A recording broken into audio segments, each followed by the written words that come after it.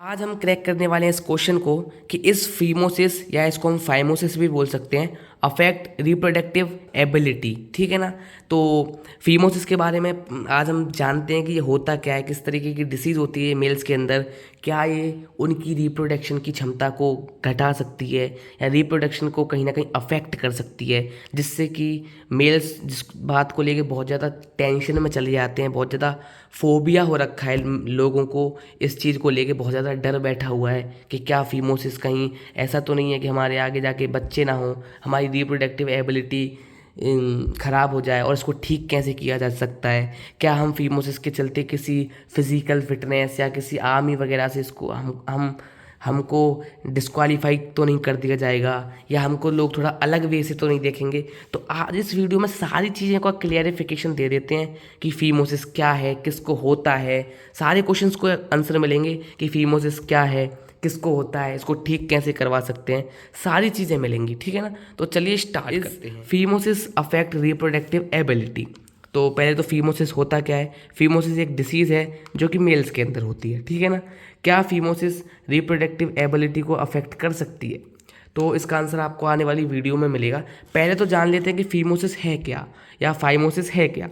तो ये एक डिसीज़ है जिसके अंदर क्या होता है, there foreskin can not pulled back over the glans penis. अब आप लोग बोलोगे कि ये तो आपने डेफिनेशन के तौर पे बता दिया, हमको समझ में कैसे आएगा। तो जस्ट अ सेकेंड रुक, यहाँ पे ये एक पीनस का डायग्राम है, यानी मेल रिप्रोडक्टिव सिस्टम का इधर डायग्राम बन रखा है। तो देखिए ये जो आपको दिख रहा है ना, ये यहाँ पे आप देखिए, ये जो जो फ्रंट पार्ट होता है ना पीनस का फ्रंट पार्ट, उसको बोलते हैं ग्लैंस पेनिस, और उसके साइड में जो स्किन होती है उसको बोलते हैं फोर स्किन। ये मैं आपको भी बना के दिखा देता हूँ, आप देख सकते हो। ये मैंने आपको मेल के पीनस का एक पार्ट बना दिया है, जो फ्रंटल पार्ट होता है इसको बोलते हैं ग्लैंस पेनिस। ठीक है ना। और जो रेड कलर से बना है वो है फोर स्किन। इस डिसीज़ में यानी फीमोसिस में क्या होता है, ये जो फोर स्किन है ना, ये फोर स्किन पीछे नहीं जा पाती, ये फोर स्किन पीछे नहीं जा पाती। हम इसको पीछे करने में बहुत ज़्यादा दर्द होता है या बहुत ज़्यादा जलन होती है समथिंग, तो ये पीछे नहीं जा सकती, डिफ़िकल्टी इन पुल। ठीक है ना। तो यहाँ पे भी सेम लिख रहा है, the foreskin can not pulled back over the glans penis. ठीक है ना।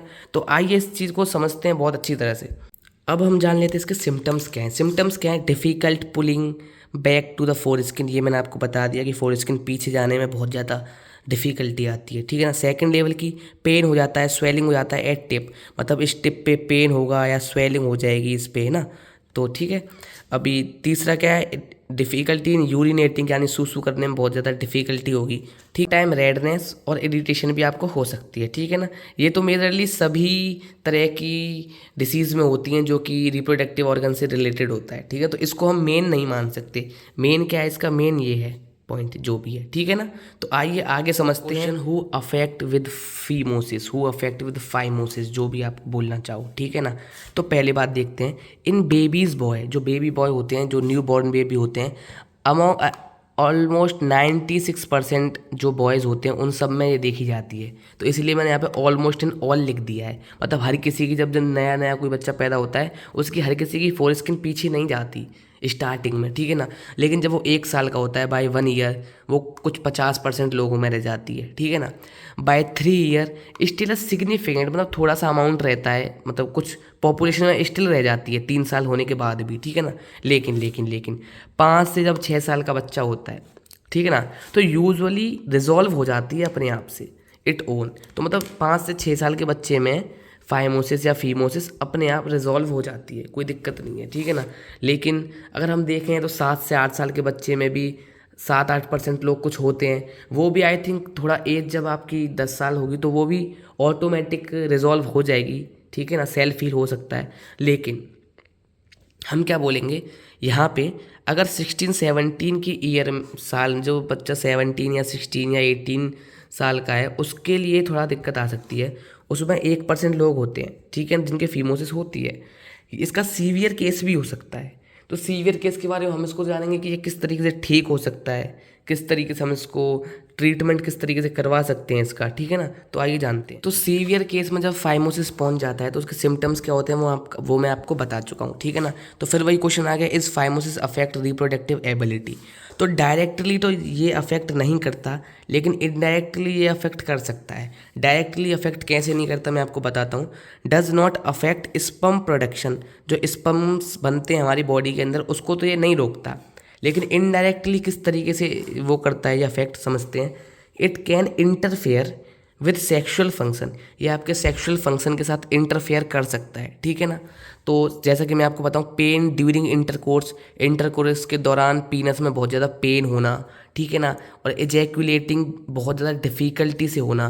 तो बेसिकली ये दोनों इनडायरेक्ट तो अफेक्ट कर ही रहा है ना आपकी रिप्रोडक्टिव एबिलिटी को, ठीक है ना। लेकिन हम इसमें एक आप लोगों के लिए गुड न्यूज़ है कि phimosis does not cause permanent infertility, ये परमानेंट इनफर्टिलिटी कॉज नहीं करता जो फाइमोसिस है, ठीक है ना। तो ये गुड न्यूज़ है, तो इसको हम ट्रीट भी कर सकते हैं। तो अब जानते हैं, इस फीमोसिस इज ट्रीटेबल, क्या हम इसको ट्रीट कर सकते हैं? बिल्कुल कर सकते हैं। किस तरीके से? इसमें दो होते हैं, एक माइल्ड केस, एक सीवियर केस। माइल्ड केस यानी नॉर्मल केस, उसमें हम कुछ स्टेरॉयड क्रीम्स का इस्तेमाल करते हैं डॉक्टर के प्रिस्क्रिप्शन के द्वारा, ठीक है ना, और कुछ जेंटल स्ट्रेचिंग एक्सरसाइज करते हैं थोड़ी बहुत, जो डॉक्टर सजेस्ट करता है उनको, ठीक है ना। लेकिन अगर सीवियर केस है फाइमोसिस का, तो क्या करते हैं, माइनर सी सर्जरी होती है, बहुत छोटी सी सर्जरी होती है, जिसको क्या बोलते हैं हम, सर्कमसीजन। सर्कमसीजन में क्या होता है, जो फोर स्किन होती है ना उसको रिमूव कर दिया जाता है, ऑपरेशन से कट कर दिया जाता है उस स्किन को, ठीक है ना। और दूसरी भी एक सर्जरी होती है, इसको बोलते हैं प्रिप्यूटियोप्लास्टी। प्रिप्यूटियोप्लास्टी में क्या है, उस स्किन को कट नहीं किया जाता, loosening of the four skin को ढीला कर दिया जाता है, लूज कर दिया जाता है, विदाउट रिमूविंग इट, उसको काटा नहीं जाता, उसको रिमूव नहीं किया जाता। तो इस तरह हम इसकी एक माइनर सी सर्जरी करवा के इसको हम ट्रीट कर सकते हैं।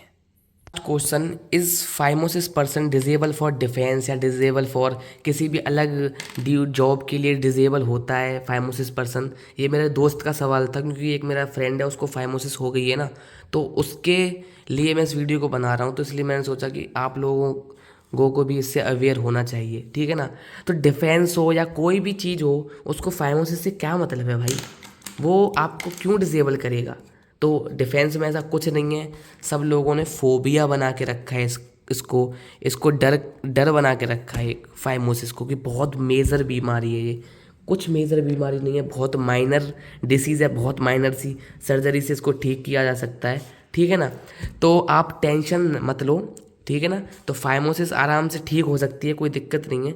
तब तक के लिए आप मज़े करो और हमारे चैनल को सब्सक्राइब कर दो भाई, और वीडियो को लाइक कर दो, बहुत मेहनत से बनाता हूँ भाई वीडियो, ठीक है ना। और कमेंट करो कि आपको अगली वीडियो किस टॉपिक पे चाहिए, ठीक है ना। तब तक के लिए बाय बाय, थैंक यू।